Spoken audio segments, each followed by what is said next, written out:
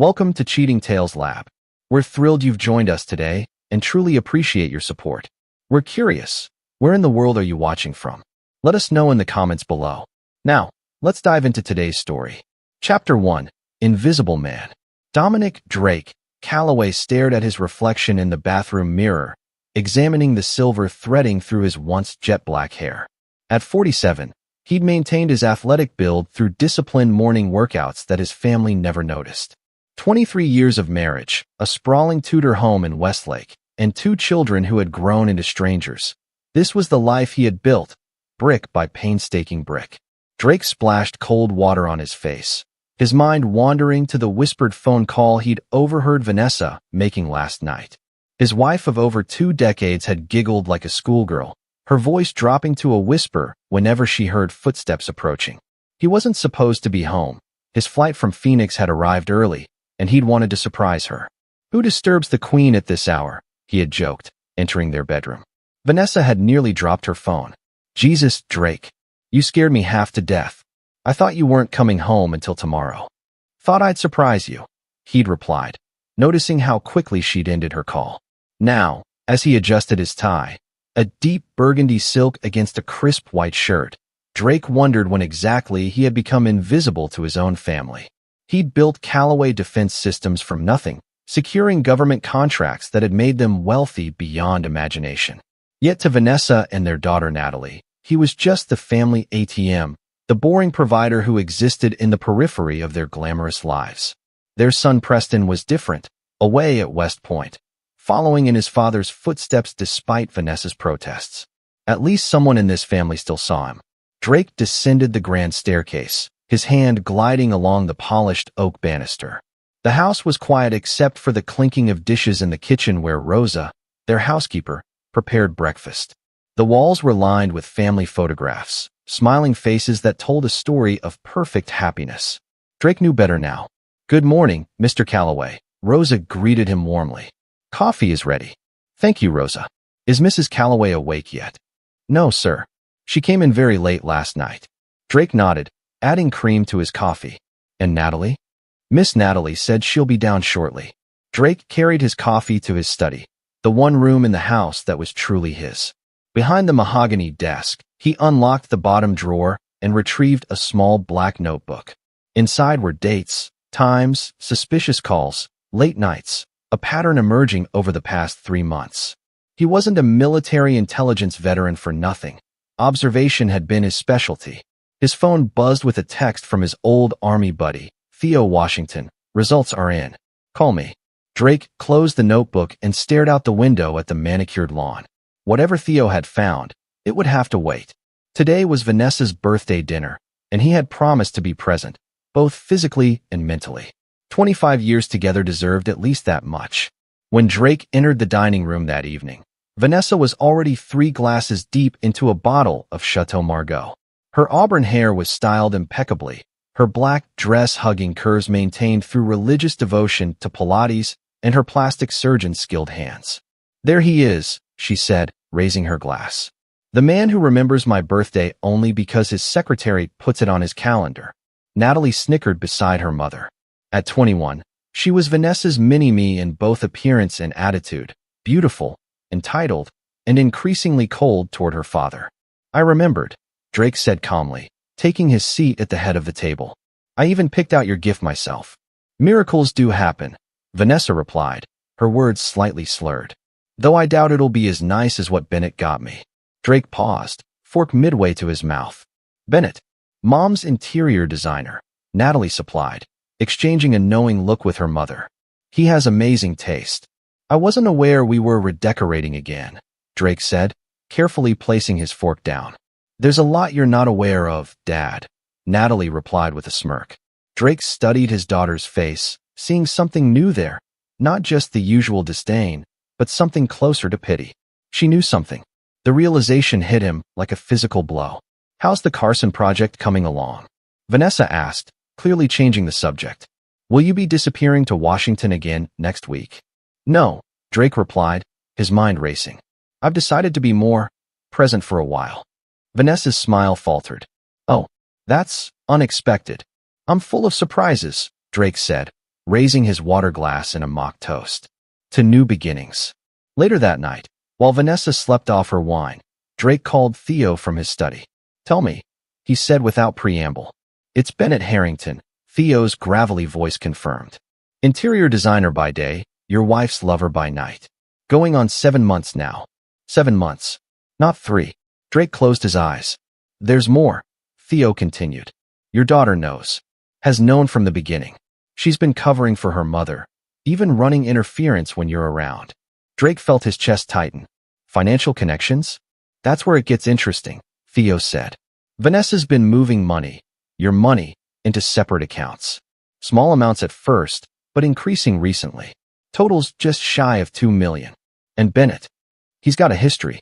3 previous relationships with wealthy married women, all ending with him significantly richer. He's a professional, Drake." Drake thanked his friend and ended the call. He stared at the family portrait on his desk, taken on their 20th anniversary trip to Bora Bora. Vanessa's smile, once the light of his world, now seemed calculating. Natalie's arm around his shoulder felt like betrayal. He opened his safe and removed a USB drive, then powered up his laptop.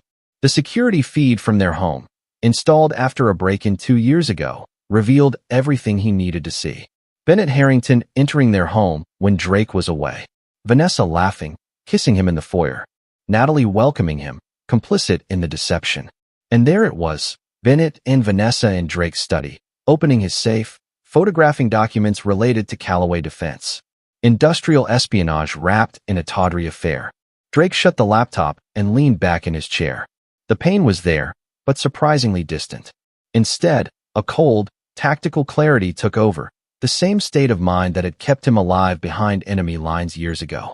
They had made a critical error. They had underestimated him, mistaking his quietness for weakness, his devotion for blindness. As he stared at the ceiling, Drake Callaway began to formulate a plan. Chapter 2, Gathering Storm. The autumn charity gala at the Westlake Country Club was in full swing when Drake arrived, fashionably late and alone. Vanessa had gone ahead, claiming she needed to help with last-minute arrangements as committee chairwoman. Drake knew she wanted time with Bennett, who had donated his services to design the event. Drake adjusted his tuxedo cuffs and surveyed the room. His entrance caused a subtle shift in the atmosphere. Executives from competing defense firms nodded respectfully. Politicians working the room paused their conversations. Despite Vanessa's dismissal of his importance, Drake Callaway commanded respect in circles that mattered. "There's the man himself," called out Senator Phillips, approaching with a champagne flute. "I was just telling the secretary about your new drone defense system. Revolutionary stuff." Drake smiled politely, shaking hands and making small talk while his eyes tracked Vanessa across the room. She was radiant in an emerald gown, laughing with Bennett Harrington, who had his hand placed just a little too intimately at the small of her back. "Drake, you made it," Vanessa said as he approached them, her surprise poorly disguised as delight. "You know Bennett, of course." Bennett extended his hand, his smile not quite reaching his eyes. "Mr. Callaway, a pleasure as always." "Bennett," Drake replied, gripping the man's hand firmly. "Beautiful work with the decorations. You have quite the touch with my wife's projects." Bennett's smile faltered momentarily. "Vanessa has exquisite taste. Makes my job easy. She's always known exactly what she wants," Drake agreed, holding Bennett's gaze until the younger man looked away. Across the room, Natalie entered with her boyfriend, Tyler Davenport, the son of Richard Davenport, Drake's chief competitor in the defense industry. Another piece of the puzzle slid into place. "Dad," Natalie said coolly when they approached. "I didn't think you'd come. And miss seeing my family in their element?" "Never." Drake kissed her cheek, noting how she stiffened. "Mr. Callaway." Tyler greeted him nervously. "Sir." "Tyler," Drake replied. "How's your father?" "Still recovering from losing the Patterson contract." Tyler's face reddened. He's well, sir. Give him my regards," Drake said before turning to Vanessa. "Darling, would you dance with your husband? For appearance's sake, if nothing else." On the dance floor, Drake held Vanessa close, feeling her reluctance in the rigidity of her spine. "You're in rare form tonight," she muttered. "What's gotten into you?" "Clarity," he replied simply. "It's quite illuminating." Vanessa missed a step. "What is that supposed to mean?" "It means I've been asleep for a long time," Drake said, his voice low. but I'm wide awake now. Later that evening, Drake slipped away to a private meeting room where Theo waited with a portfolio. Bennett Harrington, born Brian Hensley, Theo began, spreading photographs across the table. Changed his name after a fraud conviction in his 20s. Specializes in getting close to wealthy women, particularly those married to men with valuable intellectual property. Drake examined the surveillance photos. Bennett meeting with a man Drake recognized as an agent of a Chinese technology firm. He's selling my designs. Through Tyler Davenport, Theo confirmed. The kid's in debt up to his eyeballs, gambling mostly. Bennett approached him 6 months ago. Tyler feeds the intel to his father, who passes it along for a hefty fee. And my daughter? Doesn't know about the espionage, far as I can tell. She just thinks her mother's having a fling, and she's helping keep you in the dark. She and Tyler started dating shortly after Bennett entered the picture, though. Probably not a coincidence. Drake nodded, his face impassive. And the accounts Vanessa set up? Offshore, but traceable.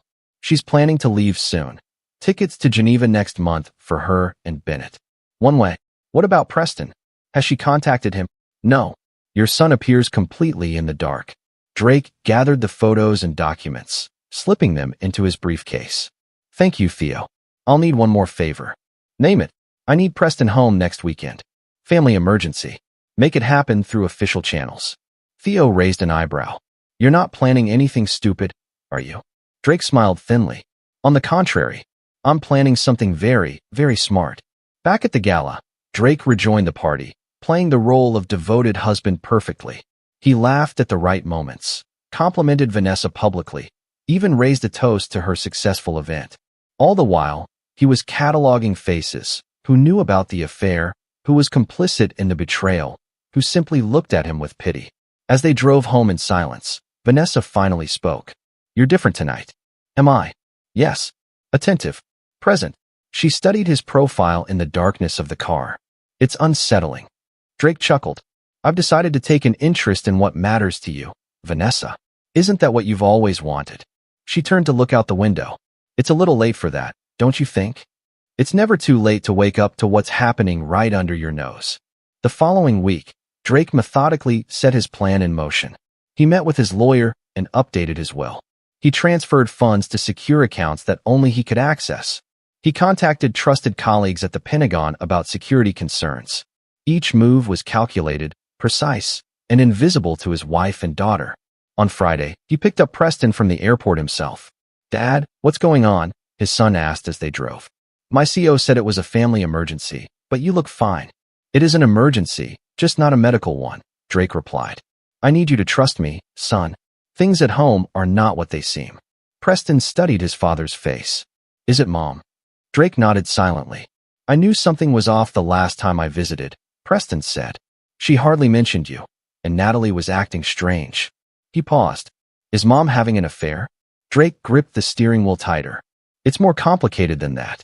I'll explain everything, but first, I need you to follow my lead tonight. No matter what happens, remember that I have a plan. That evening, Drake arranged for a special family dinner. Vanessa, Natalie, Preston, and himself. He had Rosa prepare Vanessa's favorite meal and uncork a bottle of rare wine from their cellar. What's the occasion? Vanessa asked suspiciously as they gathered at the table. Can a man have dinner with his family? Drake replied pleasantly. Preston's home for the weekend. I thought we should celebrate. Natalie kept checking her phone beneath the table, clearly uncomfortable with her brother's presence. Preston watched the dynamics unfold with a soldier's observant eye, saying little. As Rosa served the main course, Drake noticed Vanessa texting discreetly. Probably Bennett, wondering why she wasn't available tonight. So, Preston, Drake said, how's West Point treating you? It's challenging, but good, Preston replied. My tactical planning instructor says I have your instincts. Drake smiled genuinely. High praise. Please, Natalie muttered. Like we need another military robot in the family. Natalie, Vanessa warned, though her heart wasn't in it. What? Natalie shot back. We all know Dad cares more about his precious defense contracts than his actual family. Drake took a sip of wine, unperturbed. Is that what you think, Natalie? It's what we all think, she said defiantly. You're never here, and when you are, you're locked in your study or taking calls. You're a nobody, Drake. Don't pretend you matter. The table fell silent. Vanessa looked uncomfortable but didn't contradict her daughter. Honestly, we forget you exist half the time, Natalie added cruelly. Drake nodded slowly, as if absorbing a business proposal that required careful consideration. Then he clinked his fork against his glass, the crystal sound cutting through the tension. This won't take long. Just 3 sentences, he said calmly. I know about Bennett Harrington, the offshore accounts, and the industrial espionage. By the second sentence, Vanessa's face had gone pale, her wine glass frozen halfway to her lips. By the third, Natalie's phone had slipped from her fingers, clattering onto her plate. Preston looked between them all, understanding dawning on his face. Drake folded his napkin precisely and placed it beside his plate. Preston, would you join me in my study? Vanessa, Natalie, I suggest you don't make any calls or leave the house. The FBI will be here in the morning, and they'll have questions about your involvement in selling classified military technology to foreign interests. Chapter 3. The Reckoning Begins. The grandfather clock in the hallway struck midnight as Drake poured 2 fingers of scotch for himself and his son. Preston sat across from him in the study, the family photos on the walls seeming to watch them with new eyes. How long have you known? Preston asked, his voice steady despite the shock. Suspected for months. Confirmed last week. Drake swirled the amber liquid in his glass. Your mother and Bennett Harrington have been selling my weapons designs to competitors and foreign entities. Tyler Davenport was their pipeline to his father's company. Preston's jaw tightened. And Natalie? Covered for your mother's affair, though I don't believe she knew about the espionage. She was manipulated. Tyler started dating her right after Bennett approached him. Jesus, Preston muttered, running a hand through his military short hair. What happens now? Drake leaned forward. Now I dismantle everything they've built, piece by piece. The federal investigation is real. I've been working with the Defense Department for weeks. They'll arrest Bennett and Richard Davenport tomorrow, but not your mother or sister. You're protecting them? After what they did? No, Drake said coldly. The federal charges would be too quick, too clean. What I have planned will be much more thorough. Upstairs, Vanessa and Natalie were panicking. Drake had disabled the house phones and blocked cell service within the property, a security feature installed years ago that he'd never activated until tonight. He's bluffing, Natalie insisted, pacing her mother's bedroom. Dad doesn't have the spine to turn you in. Vanessa wasn't so sure. The man who had faced her at dinner wasn't the accommodating husband she'd manipulated for years. This was the Drake Calloway she'd glimpsed only rarely, the strategic mind that had built a defense empire, the former special operations officer who spoke little of his military past. We need to get to Bennett, she said, gathering essentials into a small bag. Warn him. How? Dad's locked down the house. The wine cellar connects to the storm tunnel that runs to the lake, Vanessa explained. It was part of the original property, a Prohibition-era escape route. Drake showed me years ago. They crept downstairs, avoiding the study where Drake's voice could still be heard. In the kitchen, they found Rosa cleaning up. Senora, Rosa acknowledged coolly. She had been with the family for 15 years, and her loyalty to Drake was absolute. We're just getting some wine, Rosa, Vanessa said with forced casualness.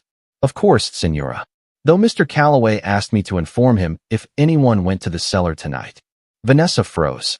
Did he now? And will you? Rosa met her gaze steadily. He has been good to me and my family. Unlike others in this house. Natalie stepped forward. How much to forget you saw us? Rosa's expression hardened. Some things cannot be bought, Miss Natalie. This is one of those things. Vanessa grabbed her daughter's arm. It's okay. We'll find another way. But there was no other way. Every exit was secured, every communication channel blocked. As dawn approached, Vanessa sat on her bed, defeated. The woman who had plotted her escape with her lover was now trapped in a cage of her own making. At precisely 7 a.m., black SUVs pulled into the driveway. Drake met the FBI agents at the door, Preston at his side. Mr. Calloway, greeted Special Agent Diana Reeves. Everything as we discussed? Yes, Drake confirmed. My wife and daughter are upstairs. They'll cooperate fully. The agents spread throughout the house.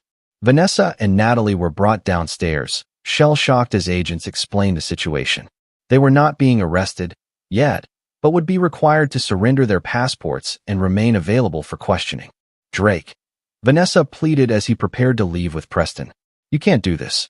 23 years of marriage has to count for something. Drake regarded her impassively. It counted for nothing when you betrayed me, Vanessa. Why should it matter now? What about me? Natalie demanded, tears streaming down her face. I'm your daughter. Are you? Drake asked quietly. Because daughters don't help destroy their fathers. You made your choice when you sided with your mother and her lover. As Drake and Preston walked to the car, Agent Reeves fell and stepped beside them. Bennett Harrington is in custody, she reported. Richard Davenport too. The evidence was exactly where you said it would be. And Tyler Davenport, rolling over on everyone to save himself. Smart move having your son here last night. The kid's claiming you orchestrated the whole thing. Drake smiled thinly. Predictable. He'll find I've documented every interaction meticulously. This isn't just about the espionage for you, is it? Reeves asked shrewdly. Everything I do has multiple purposes, Agent Reeves. Drake replied as he opened the car door. It's why I'm still alive. Chapter 4. The Vanishing. 3 weeks after the arrests, Drake Calloway disappeared. His office reported that he had taken a leave of absence for personal reasons. His lawyer informed Vanessa that he would continue to pay household expenses, but that all other funds were frozen pending the outcome of the investigation. The media circled like vultures, feasting on the scandal of espionage in the defense industry.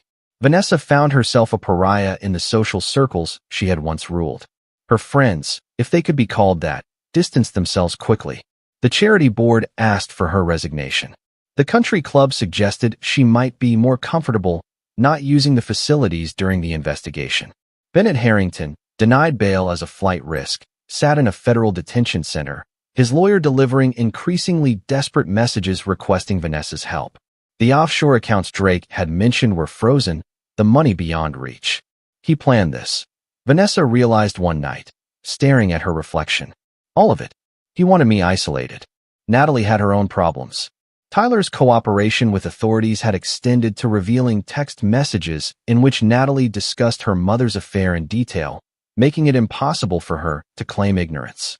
Her friends at the university avoided her. Her boyfriend was cooperating with the FBI against her family. And her father, the man she had dismissed as insignificant, had orchestrated her social destruction with military precision. Preston had returned to West Point after making it clear where his loyalties lay. You and Natalie made your bed, he told Vanessa before leaving. Now you get to lie in it, but not with Bennett. Only Rosa remained, watching Vanessa and Natalie with quiet disapproval as they rattled around the suddenly empty mansion, jumpy at every unexpected sound. Meanwhile, in a nondescript office building in Virginia, Drake sat across from Theo Washington, reviewing reports.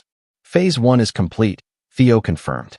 Vanessa and Natalie are isolated. Bennett and the Davenports are facing 20 years minimum, and the business is insulated from the scandal. Drake nodded, his face showing no satisfaction. And the offshore accounts? Traced back to Bennett. His lawyer is trying to claim Vanessa knew nothing about them. She knew, Drake said flatly. The signatures are hers. I have the originals. When do you plan to use them? When it will hurt the most.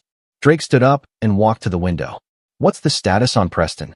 Safe and focused. His commanding officer is keeping him insulated from media attention. Good. And my disappearance? Theo smiled. Working perfectly. Speculation ranges from a nervous breakdown to defection to Russia. Vanessa has hired a private investigator to find you. Drake's eyebrow raised slightly. Has she? Former cop, named Malone. Divorced 3 times, drinking problem. Takes cash for favorable outcomes. Perfect, Drake murmured. Make sure he finds exactly what we want him to find. Across town, in a dingy bar, Frank Malone slid into a booth across from Vanessa Calloway. I've got something, he said, his bloodshot eyes darting around the room. Your husband accessed a private account 2 days ago. $500,000, transferred to an account in the Cayman Islands. Vanessa leaned forward. Can you trace it? Already did. Account belongs to a woman named Sophia Laurent. French passport, lives in Montreal. He slid a photograph across the table. The woman was stunning, dark-haired, elegant, at least 15 years younger than Vanessa. In the photo, she and Drake were entering a hotel, his hand at the small of her back. They've been seeing each other for at least 2 years, Malone continued. Regular meetings whenever he traveled to Canada or Europe. Vanessa stared at the photo, her hand shaking slightly.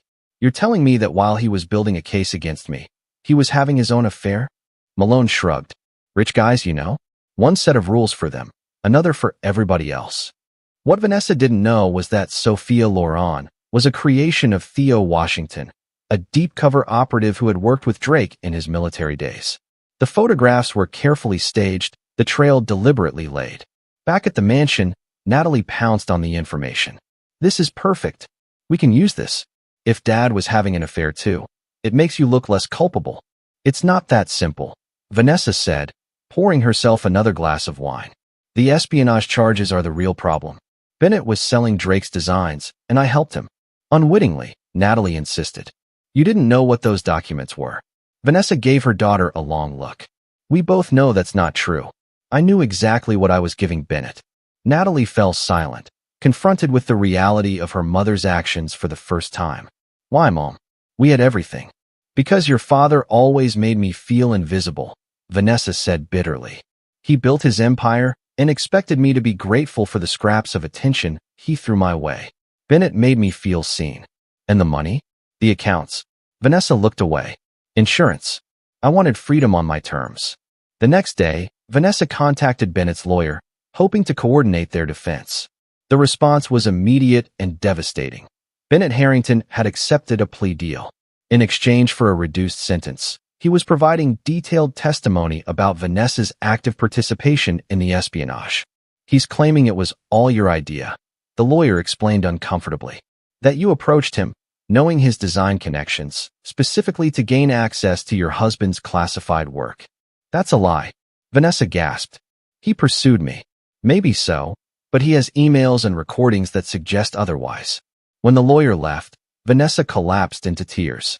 Bennett, the man who had whispered promises of a new life together, was sacrificing her to save himself. That night, as Vanessa lay awake, her phone chimed with a text from an unknown number. He knew from the beginning. Everything was part of his plan. SL. Sophia Loren. Drake's mistress. Vanessa sat up, her heart racing, and replied, What plan? The response came seconds later. To destroy you completely. Bennett was under surveillance from your first meeting. Drake was building his case while you thought you were deceiving him. Vanessa's blood ran cold. Why are you telling me this? Because he's doing the same to me now. Be careful. He's not finished with you yet. The text conversation, of course, was Drake himself, another carefully laid piece in his elaborate chess game. The seed of paranoia now planted, he waited for it to grow. In Virginia, Drake and Theo reviewed the next phase of the plan. Bennett's plea deal is secure, Theo reported. He'll serve 10 years minimum, and he's completely thrown Vanessa under the bus. As expected, Drake nodded. Loyalty isn't in his nature. The Sophia Loren texts. Delivered. Vanessa will be looking over her shoulder now, wondering what else I have planned. Drake's expression remained impassive. It's time for phase 2. Release the financial evidence to the prosecutors. All of it. Every signature, every transfer, every conversation about the money. Make sure copies reach Natalie as well. It's time she understood exactly who her mother is. 2 days later, Natalie sat in the mansion's library, staring at the documents a courier had delivered. Bank transfers, signed authorizations, recorded conversations, irrefutable evidence of her mother's calculated betrayal. Not just of Drake, but of their entire family, including her. When Vanessa returned from her lawyer's office, looking shell-shocked, Natalie confronted her. You told me you loved him, she said, her voice shaking as she held up the documents. You told me Dad neglected you, that Bennett understood you. But it was always about the money, wasn't it? Vanessa stared at the papers in horror. Where did you get those? Dad sent them. With a note. Natalie held up the card, which read simply, The truth will set you free. D. You don't understand, Vanessa began. I understand perfectly, Natalie cut her off. You used me, made me complicit in your betrayal. You knew I worshipped you, would do anything to be like you. And you used that to turn me against Dad. It wasn't like that, Vanessa protested weakly. It was exactly like that. And now Bennett's saying it was all your idea. You're going to prison, Mom. And you've dragged me down with you. Vanessa reached for her daughter, but Natalie backed away. Don't. Just don't. That night, Natalie packed a bag and left the mansion. She had nowhere to go. Her friends had abandoned her, her brother wouldn't speak to her, and her father was unreachable. She checked into a cheap motel, the kind of place the old Natalie Calloway would never have considered. As she sat on the lumpy bed, her phone rang, an unknown number. "Hello," she answered cautiously. "Hello, Natalie." Drake's voice was calm, almost gentle. Tears sprang to her eyes. "Dad? Where are you?" "Somewhere safe. I received notification that you left the house." Of course he was monitoring them. "I couldn't stay there. Not after what I learned." "And what did you learn?" "That Mom used me. That she never cared about Bennett. It was all about money and revenge against you." Natalie's voice broke. "And I helped her hurt you." There was silence on the line for a moment. "Yes, you did." "I'm sorry," she whispered. "I was stupid and selfish and—" "Save your apologies," Drake interrupted. "They mean nothing to me now." Natalie flinched at his coldness. "What happens next?" "Your mother will be indicted for espionage. The evidence is overwhelming. As for you—" He paused. "That depends on your choices from this point forward." "Dad, please. I can't lose both parents." "You should have considered that before you chose sides," Drake replied. "Goodbye, Natalie." The line went dead, leaving Natalie alone with the consequences of her actions. Chapter 5. Pieces on the board. 1 month after his disappearance, Drake Calloway resurfaced, not at home, but at Calloway Defense Systems headquarters. He walked into the executive boardroom where the company directors had gathered for an emergency meeting about the scandal, looking tanned and rested in an impeccable suit. "Gentlemen," he greeted them casually, "I believe you were discussing my company." The board members stared in shock. Chairman Wilson recovered first.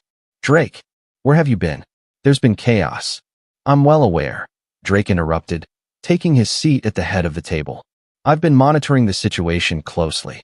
The federal investigation has cleared Calloway Defense of any corporate wrongdoing." Drake finished for him.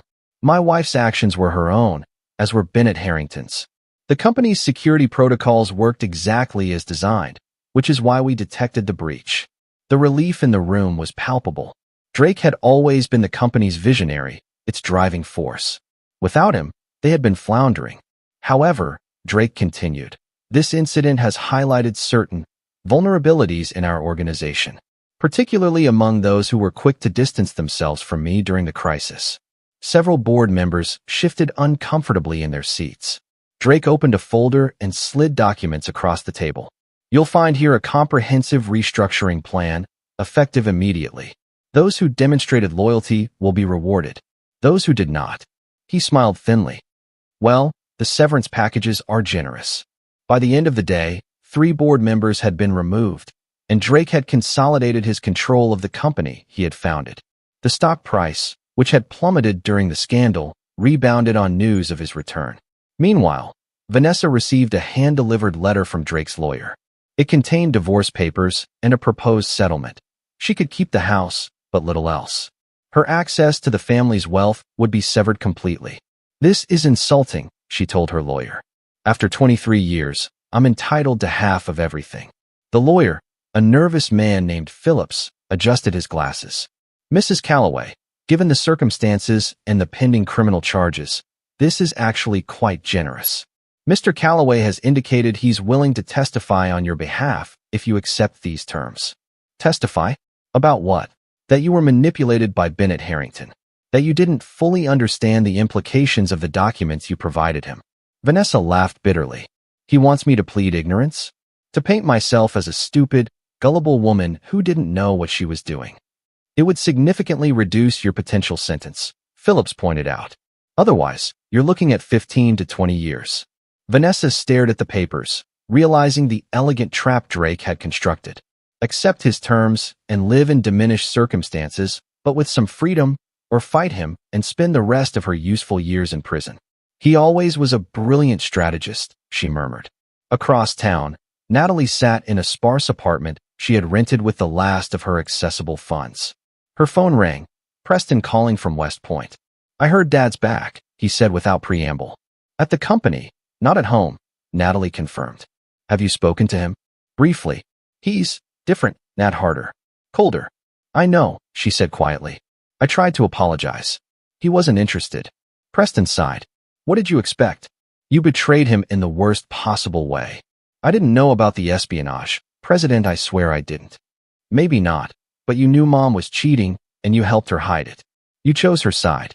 Natalie closed her eyes against the painful truth. And now he's choosing sides too. Taking you, cutting us off.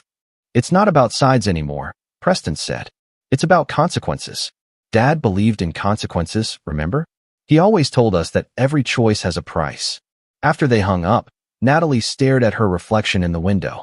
The pampered princess was gone, replaced by a young woman confronting hard realities for the first time. Her trust fund was frozen pending the investigation. Her credit cards were maxed out. The university had placed her on leave due to the scandal. Her phone buzzed with a text, an unknown number, but she recognized the writing style immediately. Silver Spoon Diner. 7 p.m. Come alone. D. The Silver Spoon was a modest establishment far from the upscale restaurants Natalie usually frequented. She arrived exactly at 7, scanning the booths until she spotted him, Drake Calloway in the corner, nursing a cup of coffee. Sit, he said when she approached, not looking up. Natalie slid into the booth, suddenly aware of her wrinkled clothes and unwashed hair. Thank you for meeting me. Drake studied her, his expression unreadable. You look terrible. Thanks, she said with a flash of her old attitude. It's my new aesthetic, disgraced daughter chic. The ghost of a smile touched Drake's lips before vanishing. Why did you want to meet? I didn't. You texted me. Drake's eyebrow raised. I most certainly did not. Natalie pulled out her phone, showing him the text. Drake examined it, his eyes narrowing. That's not from me. A cold feeling spread through Natalie's stomach. Then who? Your mother, Drake said, standing abruptly. We need to leave. Now. But it was too late. The diner's door opened, and Vanessa walked in, followed by a man Natalie didn't recognize. Drake's posture changed instantly, alert, coiled, dangerous. Hello, Drake, Vanessa said, her smile brittle. Family reunion? Vanessa, Drake acknowledged coolly. And you must be Frank Malone. Former detective, current private investigator, future inmate once your tampering with federal evidence comes to light. Malone's face hardened. You think you know everything, don't you, Calloway? Not everything, Drake replied. Just enough. He glanced at Natalie. Your mother used your phone to lure me here. Quite clever, actually. Mom. Natalie turned to Vanessa in confusion. What's going on? Your father has been playing us all, Vanessa hissed. Setting us up, manipulating events from the shadows. Well, now it's my turn. Drake sighed, looking almost bored. And what exactly do you hope to accomplish with this little ambush? Justice, Vanessa declared. Mr. Malone has uncovered evidence of your affair with Sophia Loren. Evidence that you were planning to leave me long before Bennett came into the picture. That this whole espionage accusation was your way of divorcing me without paying what I'm due. Drake's lips curved into a smile that didn't reach his eyes. Sophia Loren doesn't exist, Vanessa. She's a fiction created to see how you'd react. And you reacted exactly as expected, with desperate grasping at any straw that might exonerate you. Vanessa's confidence faltered. You're lying. Mr. Malone has photographs. Staged, Drake cut her off. With an operative who once worked for me in military intelligence. As for Mr. Malone, he turned to the investigator.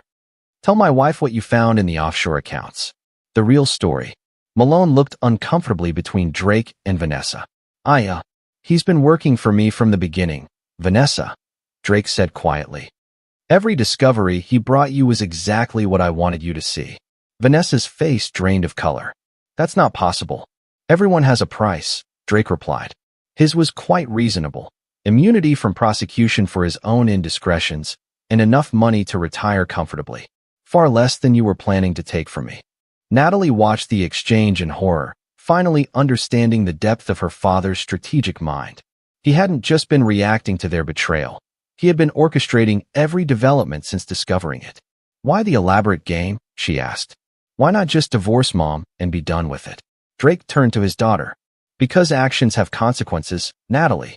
Your mother didn't just betray me emotionally. She betrayed everything I've built, everything I've worked for. She sold classified military technology to our enemies. She helped compromise national security. She turned my daughter against me. His voice remained calm, but his eyes had turned to ice. A simple divorce would be insufficient. Vanessa lunged forward suddenly, slapping Drake hard across the face. You heartless bastard. Drake didn't flinch. He simply wiped a drop of blood from his lip and looked at his wife with something approaching pity. Goodbye, Vanessa. Your lawyer has my final offer. I suggest you take it. As Drake walked out of the diner, Natalie hurried after him. Dad, wait. He paused by his car. What is it, Natalie? I didn't know, she pleaded. About the espionage, about Mom's plans. I thought it was just an affair. Just an affair, Drake repeated. As if betraying my trust, humiliating me behind my back, wasn't enough. I was wrong, Natalie admitted, tears streaming down her face. I've lost everything because of it. My friends, my reputation, my future. Isn't that punishment enough? Drake looked at her for a long moment. No, he said finally.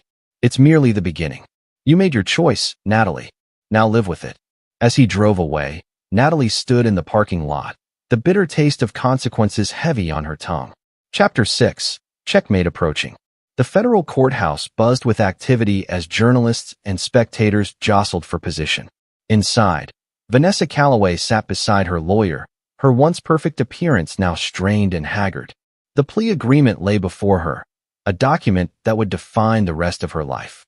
All rise, called the bailiff as Judge Harriet Montgomery entered the courtroom. Across the aisle, the prosecution team arranged their materials, confident in their case. Among the observers sat Drake, impeccable in a charcoal suit, his face impassive. Mrs. Calloway, Judge Montgomery began. I understand you wish to change your plea? Yes, Your Honor, Vanessa's lawyer responded. My client wishes to plead guilty to lesser charges of conspiracy and unauthorized disclosure of classified information. And the government's position? The judge asked the prosecutor. We accept the plea, Your Honor, given Mrs. Calloway's cooperation and Mr. Calloway's statement regarding his wife's limited understanding of the documents provided to Mr. Harrington. Judge Montgomery peered over her glasses at Vanessa. Mrs. Calloway, do you understand that by entering this plea, you are admitting guilt to these charges? I do, Your Honor, Vanessa replied, her voice barely audible. And you are doing so freely and voluntarily, without coercion. Vanessa's eyes flicked briefly to Drake before returning to the judge. Yes, Your Honor. The proceedings continued, legal language washing over Vanessa like a toxic tide. The final terms, 3 years in a minimum security facility, forfeiture of assets related to the crimes, and the acceptance of divorce terms as proposed by Drake. As the hearing concluded, Vanessa was allowed a brief moment with her family before being taken into custody. Natalie embraced her mother tearfully. I'll visit every weekend, she promised. Take care of yourself, Vanessa whispered back. And be smarter than I was. When Vanessa approached Drake, he stood rigidly, maintaining distance. So this is your victory, she said quietly. You've reduced me to nothing. You did that yourself, Drake replied. I merely ensured there were consequences. Will you ever forgive me? Vanessa asked, a last flicker of their shared past in her eyes. Drake considered her for a moment. No, he said simply. Some betrayals are final. As Vanessa was led away, Preston joined his father and sister. The three Calloways stood in awkward silence until Drake spoke. Preston, your leave ends tomorrow? Yes, sir. Back to West Point in the morning. Drake nodded. Good. Stay focused on your studies. This situation shouldn't affect your career prospects. I've spoken with your commandant. Preston straightened. Thank you, sir. Drake turned to Natalie, who looked at him hopefully. Dad, I have a meeting, he interrupted. Preston, I'll call you next week. Without another word to Natalie, he walked away, leaving her standing beside her brother, the unspoken message clear. Preston was forgiven, she was not. Give him time, Preston said, squeezing her shoulder. Natalie shook her head. You don't understand. He's not angry anymore. That would be easier. He's just done with me. That evening, Drake sat alone in his Pentagon City apartment, watching the news coverage of Vanessa's plea. The media had painted him sympathetically, the betrayed husband, the patriotic businessman who had helped uncover espionage. Only he knew the full extent of his calculated revenge.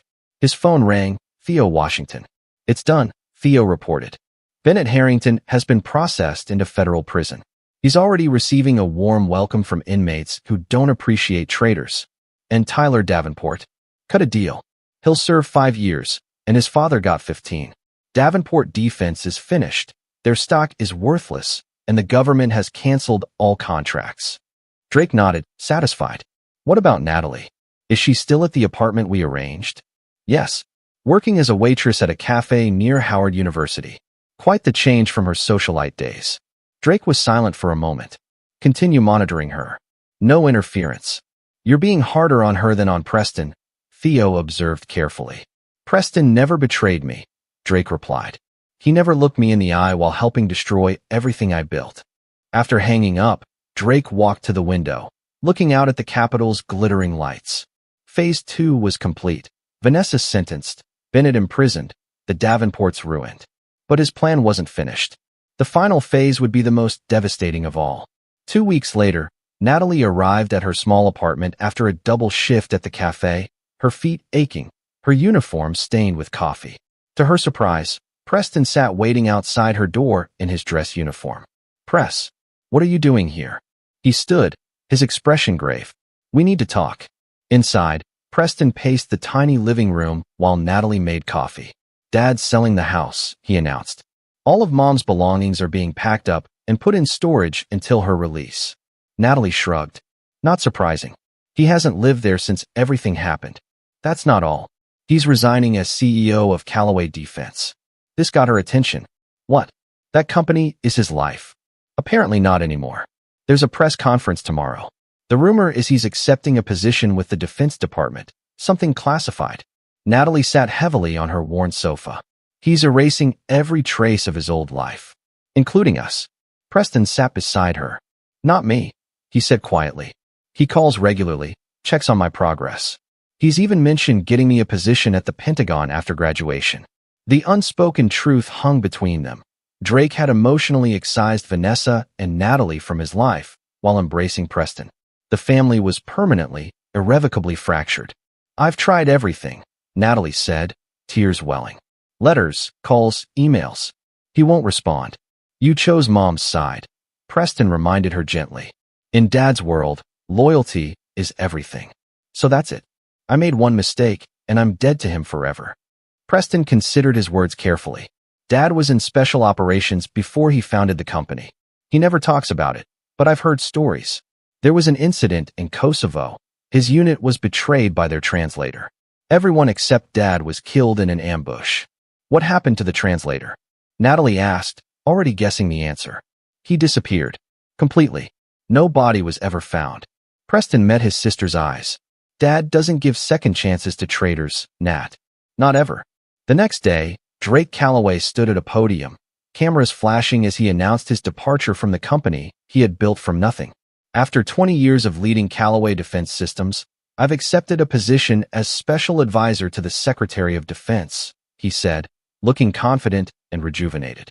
The company will remain in capable hands, continuing our mission of protecting American interests at home and abroad. A reporter called out, Mr. Callaway, how has the recent scandal involving your wife affected this decision? Drake didn't flinch. My personal circumstances are separate from this professional transition. Next question.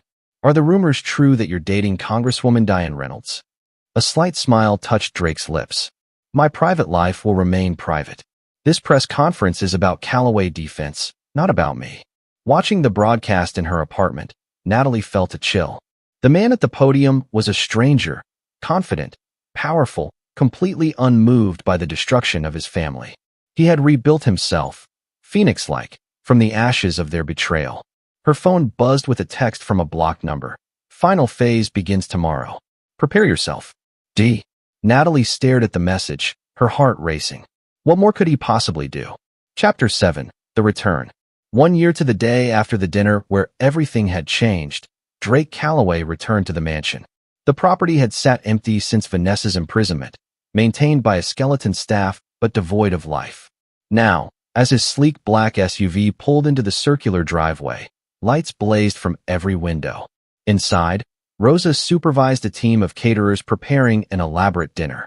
Fresh flowers adorned every surface, and the dining table was set with the family's finest china and crystal. Perfect timing, Mr. Callaway, Rosa greeted him. Everything is ready, just as you requested. Drake nodded, surveying the familiar space with detached interest. And our guests? Mr. Preston is already here. Miss Natalie is on her way. The others will arrive at 7, as instructed. Drake climbed the stairs to the master suite, now completely redecorated, erasing any trace of Vanessa's presence. He showered and changed into a tailored suit, then opened his safe and removed a sealed envelope. Downstairs, Preston waited in the study, examining the changes his father had made. The family photos had been replaced with artwork and military memorabilia. It was as if Vanessa and Natalie had never existed. "Dad." Preston greeted him with a firm handshake. "Place looks different."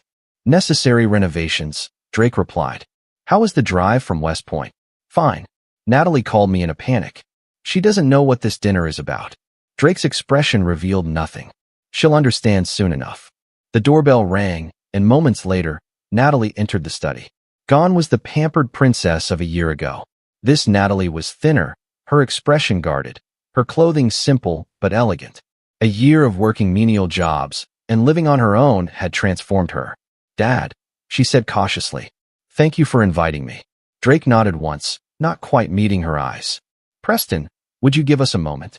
When they were alone, Drake motioned for Natalie to sit. "You've been working at the cafe for a year now," he stated. "Yes," she confirmed. "And taking night classes in business administration." "I know," Drake said. "I've had you watched." Natalie didn't seem surprised. "Monitoring the enemy?" "Observing your choices," he corrected. "You could have taken easier paths. Your mother's friends offered help. You refused." "Those weren't my friends," Natalie said bitterly. "They were social climbers who dropped me the moment I wasn't useful." Drake studied her for a moment. "Why did you side with your mother, Natalie?" "The truth, this time." Natalie met his gaze directly. "Because she convinced me you didn't care about us. That your work and your ambitions were more important than your family. And I believed her because—" She hesitated. Because you were distant," she admitted. "Always working, always focused on the company or government contracts. Mom was there, present." It was easy to believe her version of events.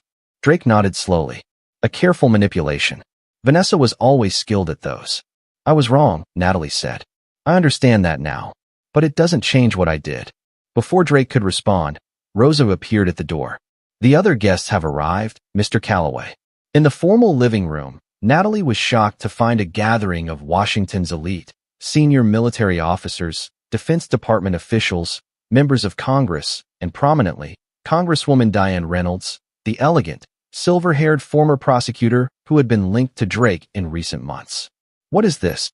Natalie whispered to Preston. "I'm not sure," he admitted. "But whatever Dad's planning, it's big." Drake commanded attention without effort, moving through the room with the confidence of a man who belonged at the center of power. Natalie watched as he introduced Preston to key figures, deliberately positioning his son for future advancement.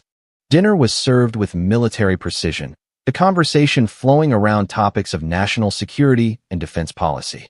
Natalie, seated far from her father, observed how different he seemed in this environment. Engaged, occasionally even charming, respected by everyone present. After dessert, Drake stood, tapping his glass for attention. "Thank you all for coming tonight. 1 year ago, my life changed dramatically, personally and professionally. Many of you helped me navigate that transition, and I'm grateful." Murmurs of support rippled through the room.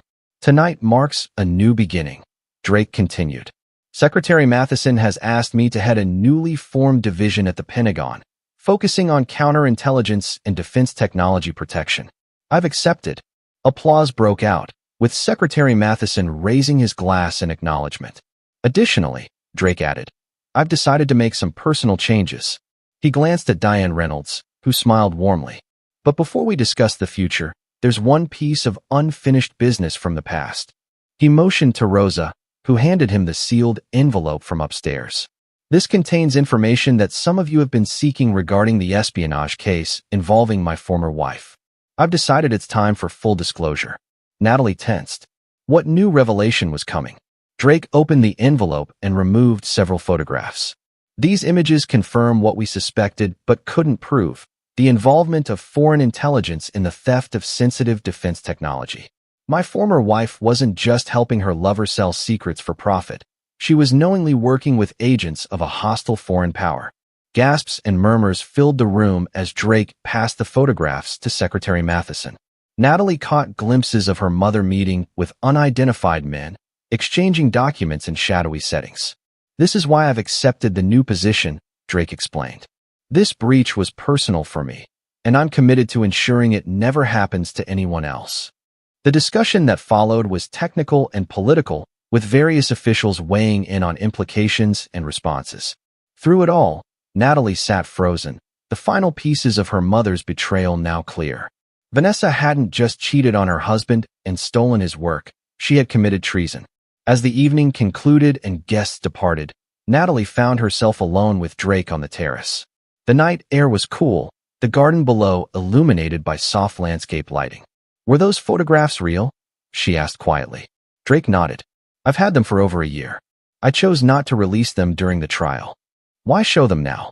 "Because Vanessa is seeking early release on medical grounds," Drake replied. "These ensure that won't happen." Natalie absorbed this. "You're making sure she serves every day of her sentence." "Actions have consequences," Drake said simply. She made her choices knowing the risks. "And me?" Natalie asked, her voice barely above a whisper. "Have I served my sentence?" Drake turned to look at her fully for the first time that evening. "That depends on what you've learned." "I've learned that nothing is more important than loyalty," she said. "That actions have lasting consequences.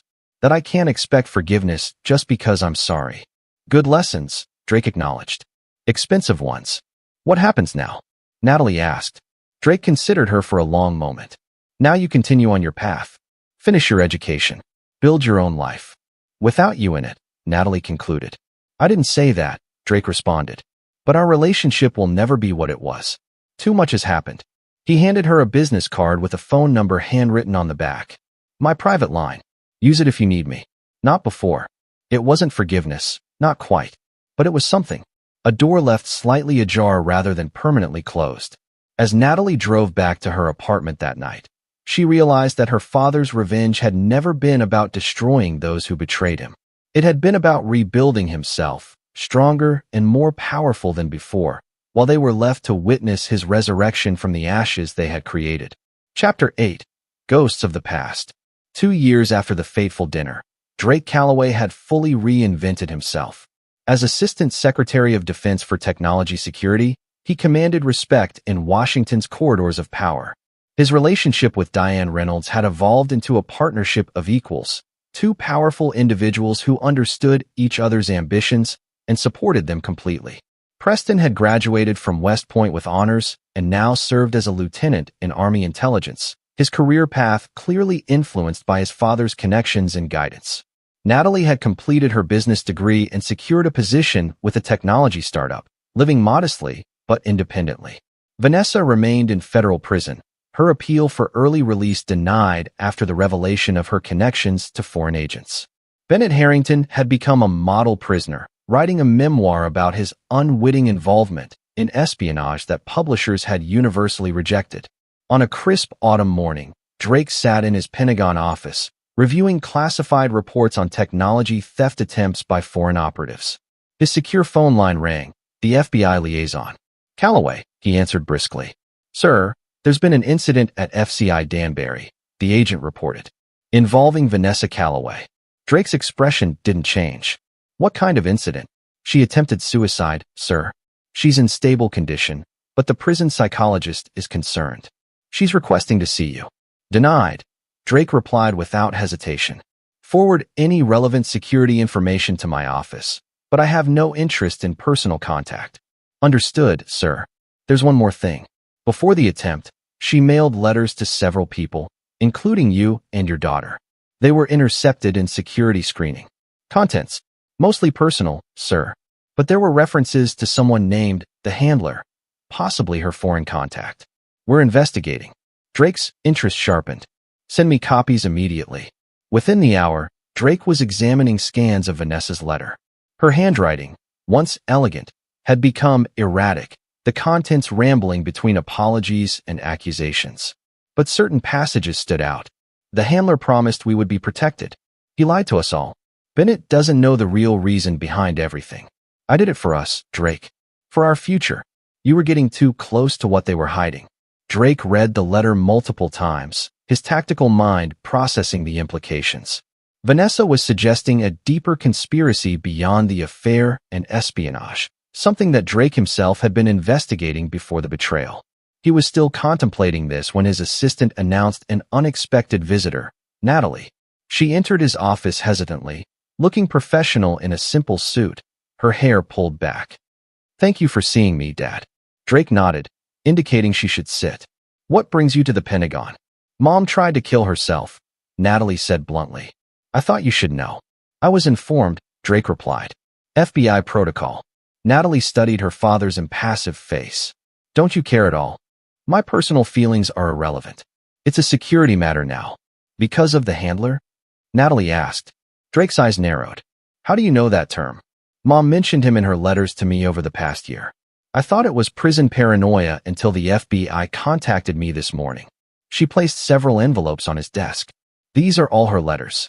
I think you should read them." Drake examined the stack. "You kept correspondence with her?" "She's still my mother," Natalie said simply. Despite everything, Drake began reviewing the letters while Natalie waited silently. As he read, a pattern emerged. Vanessa had been dropping breadcrumbs, hinting at a larger conspiracy involving something called Project Lazarus that Drake had apparently been investigating before her betrayal. "Did you know," Drake finally asked, "what these references meant?" Natalie shook her head. "I thought she was delusional.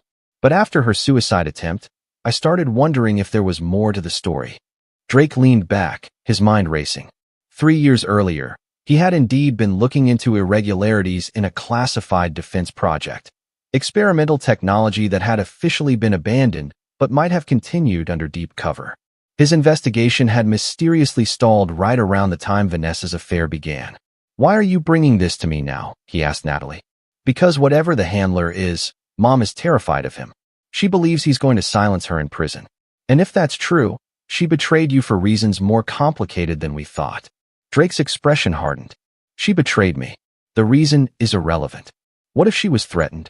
What if they used her to get to you because you were investigating something they wanted hidden?" "That doesn't excuse her choices," Drake said coldly. "Or yours." Natalie met his gaze steadily. "No, it doesn't. But it might explain them." She stood to leave.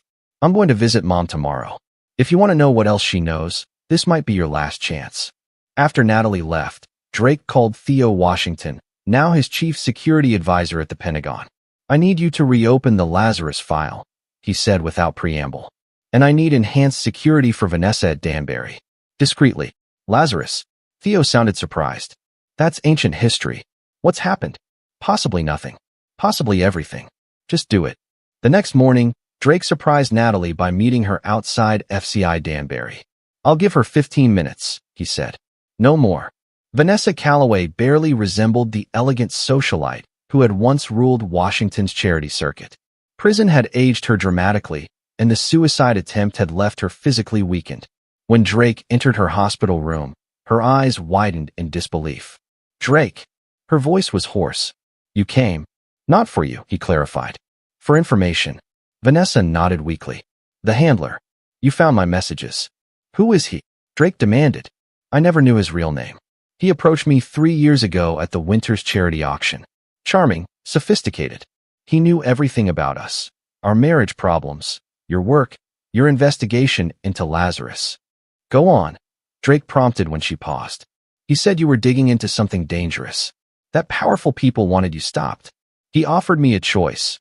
Help divert you with a personal crisis, or they would eliminate you permanently. So you began an affair to distract me?" Drake's voice was skeptical.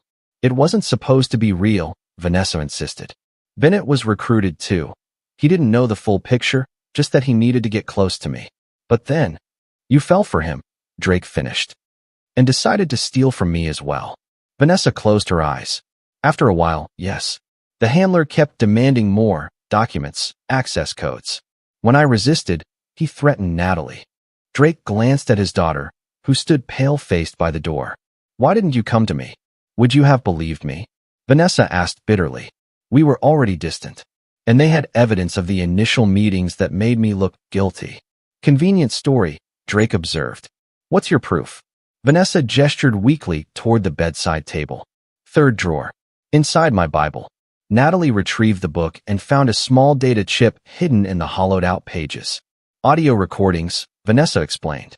"I started making them after the first year." "Insurance policy." Drake pocketed the chip. "If this is manipulation, I'm already in prison, Drake, Vanessa interrupted. What more can you do to me? The handler is real. And if you've reopened Lazarus, you're in danger again. Drake stood to leave. I'll investigate your claims. That's all I can promise. Drake, Vanessa called as he reached the door. I did betray you. That part was real. And I'm sorry. He paused, but didn't turn around.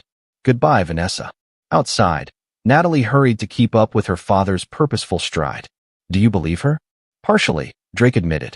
The Lazarus Project was real, and my investigation did hit unexpected roadblocks. The timing matches. What now? Drake stopped at his car. Now I find out if the handler exists. And if he does, I deal with him my way. Back in Washington, Drake sequestered himself in a secure room at the Pentagon with Theo, analyzing the audio recordings from Vanessa's chip. The voice of the handler was disguised, but the content was unmistakable. Threats, coercion, specific demands for information related to Drake's work. It could be staged, Theo suggested, playing devil's advocate. It could, Drake agreed. But combined with what we know about the Lazarus Project's mysterious cancellation, you think she was telling the truth about being coerced? Drake's expression was complicated. Partially coerced initially, perhaps, but she made her choices. She could have come to me, to the authorities. So what's your play here? Theo asked. Drake's eyes hardened. We find the handler. We uncover whatever they were hiding in Lazarus. And then I finish what I started 3 years ago, before I was distracted by personal betrayals. For the first time in 3 years, Drake Calloway wasn't focused on punishing those who had betrayed him. He was hunting the puppet master who had helped orchestrate his family's destruction, and the threat was about to understand exactly who they had underestimated. Chapter 9, The Final Reckoning. 6 months after Vanessa's suicide attempt, Drake Calloway stood at the window of his Pentagon office, watching the early morning light illuminate the Washington Monument in the distance. On his desk lay the complete file on the handler, the result of an intensive, covert investigation. The man's real name was Malcolm Vega, former intelligence operative turned private contractor for a shadow consortium of defense industry players. His specialty was compromising individuals with access to classified information, often through elaborate personal entrapments. Vanessa had been merely one of his targets, Bennett Harrington another pawn. A knock at the door interrupted Drake's thoughts. Come in, he called without turning. Diane Reynolds entered, looking polished as always in a tailored suit. The president's security briefing has been moved to 11, she informed him. Drake nodded. Thank you for letting me know. Diane hesitated. You seem distracted lately. Is it the Lazarus investigation? Among other things, Drake admitted. The pieces are finally coming together. Is there anything I can do to help? She asked, moving closer. Drake turned to face her, studying her carefully. Actually, there is. You have access to the congressional oversight records on abandoned defense projects, don't you? Of course, Diane replied. Why? I need everything on Project Lazarus, especially the original termination order and who authorized it. Diane's smile faltered slightly. That's highly classified, Drake.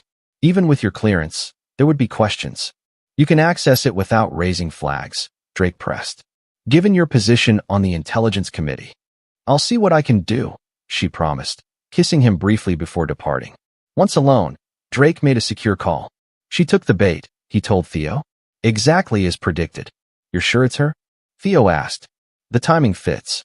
She was on the Intelligence Committee when Lazarus was shut down. She pursued our relationship immediately after Vanessa's arrest, and she's been subtly monitoring all my investigations since. Risky game you're playing, Theo warned. No riskier than being manipulated for 3 years, Drake replied coldly. Tonight we confirm everything. Be ready. Later that evening, Drake hosted a small dinner party at his Georgetown townhouse. The guests included key Pentagon officials, select members of Congress, and of course Diane. Throughout the evening, Drake played the attentive host while Theo ran a sophisticated electronic sweep of the house, discovering exactly what they had suspected: advanced surveillance devices in Drake's study, bedroom, and even his secure phone. As the party wound down and guests departed, Drake led Diane to his study, where he unlocked a hidden wall safe. I want to show you something, he said, removing a thick file labeled Lazarus, Complete Findings. Diane's interest was immediate but carefully controlled. I thought you were still investigating? The official investigation continues, Drake clarified. But I've been conducting my own private inquiry. What I've found is disturbing. He placed the file on his desk, but didn't open it. First, though, I'd like a drink. Would you care for one? Bourbon, neat, Diane replied, her eyes never leaving the file. Drake walked to the bar cart, deliberately turning his back as he prepared their drinks. As expected, when he glanced in the mirror, he saw Diane quickly photograph several pages of the file with a miniature camera disguised as a pen. Here we are, Drake said, turning back with their drinks. To truth finally revealed. Diane smiled and clinked her glass against his. To truth. They both drank, and Drake launched into a detailed explanation of his Lazarus findings. All carefully fabricated information designed to mislead. Diane listened attentively, asking occasional questions that revealed her extensive knowledge of a project she should have known little about.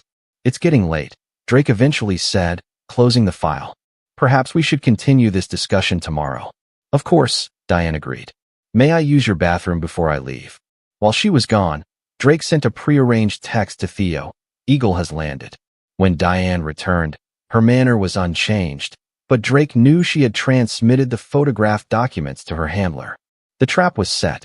I'll call you tomorrow, she said, kissing him goodnight. After she left, Drake waited precisely 30 minutes before making his move. The tracking device Theo had planted on Diane's car showed she had not gone home, but to an office building in Alexandria, one owned by a shell company linked to Malcolm Vega.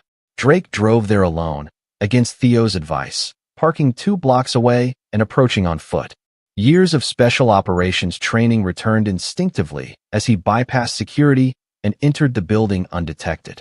On the 3rd floor, voices echoed from a conference room. Drake moved silently closer, his phone recording everything. Feeding him false information for months, Diane was saying. He suspects nothing. These new Lazarus findings change everything, replied a male voice, undoubtedly Malcolm Vega.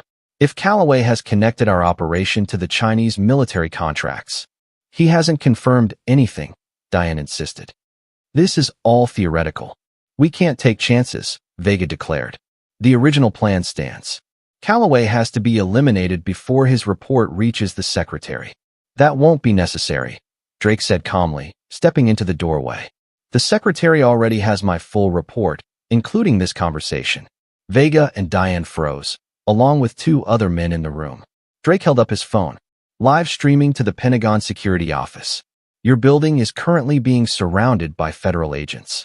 Vega recovered first, reaching for a weapon, but Drake moved with the lethal efficiency of his special forces days, disarming him with a precise strike that left Vega gasping on the floor. Diane stared at Drake, her composure finally shattered. Drake, please. I can explain. Save it for your interrogation. Drake cut her off. 3 years of manipulation. Using Vanessa and Bennett to distract me from discovering your weapons technology sales to hostile nations. Orchestrating the destruction of my family to protect your operation. It was just business, Vega wheezed from the floor. Nothing personal. Drake looked down at him with cold contempt. You made it personal when you targeted my family. That was your mistake. Within minutes, federal agents stormed the building, arresting Vega, Diane, and their associates. As they were led away, Diane made one last appeal. Drake, we had something real, she insisted. It wasn't all a lie. Drake regarded her impassively. Everything with you was a lie. The difference is, I knew it from the beginning. In the aftermath, the full scope of the conspiracy was revealed. Malcolm Vega had been running an elaborate operation selling classified weapons technology to foreign powers, using Diane's position on the Intelligence Committee to protect their activities. When Drake's investigation into Project Lazarus threatened to expose them, they orchestrated Vanessa's affair and the subsequent espionage scandal to discredit and distract him. 1 week after the arrests, Drake visited Vanessa in prison. She looked marginally better than during her hospital stay, though still a shadow of her former self. You were right about the handler, Drake acknowledged. Vega has been arrested, along with his entire network, including Diane Reynolds. Vanessa's eyes widened. Your girlfriend? She was part of it. She was Vega's partner from the beginning, Drake confirmed. Sent to monitor me after your arrest. And you knew? I suspected after reading your letters. I confirmed it 6 months ago and have been building a case since. Vanessa absorbed this. So I was manipulated into betraying you, and then you were manipulated into a relationship with another traitor. There's some poetry in that. Drake didn't smile. Manipulation doesn't absolve choice, Vanessa. Vega may have targeted you, but you chose to continue the affair, to steal from me, to turn our daughter against me. You could have come to me at any point. I know, Vanessa admitted. I made my choices. I'm paying for them. Drake stood to leave. Your cooperation in the Vega investigation will be noted in your record. It might help with a future parole hearing. Drake, Vanessa called as he reached the door. Does this change anything between us? He paused. No, he said finally. Some bridges can't be rebuilt once they're burned. When Drake returned to Washington, he found Natalie waiting in his office, having been granted access by Theo. The past year had transformed their relationship from complete estrangement to a cautious, formal reconnection, professional but distant. I heard about Diane and the handler, she said. It's all over the Pentagon. Drake nodded. Justice finally served. And Mom? Did you see her? Yes. She confirmed what we suspected about the initial manipulation, but it doesn't change the choices she made after. Natalie studied her father. Does it change how you feel about what happened? Drake considered the question carefully. It contextualizes it. Doesn't excuse it. And me? Natalie asked, the question she had been working toward for over a year. Does knowing I was manipulated by both Mom and Tyler change how you feel about my betrayal? Drake met his daughter's gaze directly. You chose your side, Natalie. You had opportunities to come to me with your concerns, to question what was happening. You didn't. I know, she acknowledged. And I've accepted the consequences. I've built a new life without your help, proven I can stand on my own. Yes, you have, Drake agreed. That counts for something. A pregnant silence filled the room before Natalie spoke again. Preston is being deployed next month. He suggested a family dinner before he leaves. Just the three of us. Drake's expression remained unreadable. When? Saturday. At my apartment. Nothing fancy. Drake nodded once. I'll be there. It wasn't forgiveness. Drake Calloway did not forgive betrayal, not even when it came from his daughter. But it was acknowledgement. Recognition that she had faced her consequences and emerged stronger. That was all he could offer. 3 days later, Drake attended the sentencing of Malcolm Vega and Diane Reynolds. Both received lengthy prison terms for espionage and conspiracy. As they were led from the courtroom, Diane caught Drake's eye one last time, searching for any hint of the emotion she had thought they shared. She found none. Drake Calloway watched impassively as the architects of his family's destruction were led away in chains. He had rebuilt himself from the ashes they had created, emerging more powerful than before. That evening, he sat alone in his study, reviewing the final report on the Lazarus investigation. The conspiracy had been completely dismantled, the stolen technology recovered, the traitors imprisoned. Justice had been served. A knock at his door revealed Preston in his dress uniform, ready to ship out to his deployment. Sir, he greeted his father formally. I wanted to stop by before leaving. Come in, Drake invited, pouring 2 glasses of bourbon. To your first deployment. They drank in comfortable silence before Preston spoke again. I saw the Vegas sentencing on the news. Quite the takedown. Justice delayed, Drake replied, but not denied. And Natalie's dinner this weekend? Will you really come? Drake nodded. I said I would. Preston studied his father. She's worked hard to rebuild herself. Not unlike you. Perhaps, Drake acknowledged. But trust, once broken, is not easily restored. No, Preston agreed. But family is still family, even with its scars. As Preston left for his deployment, Drake stood on the steps of his Georgetown townhouse, watching his son drive away. The son who had never betrayed him. The son who still believed in family despite its fractures.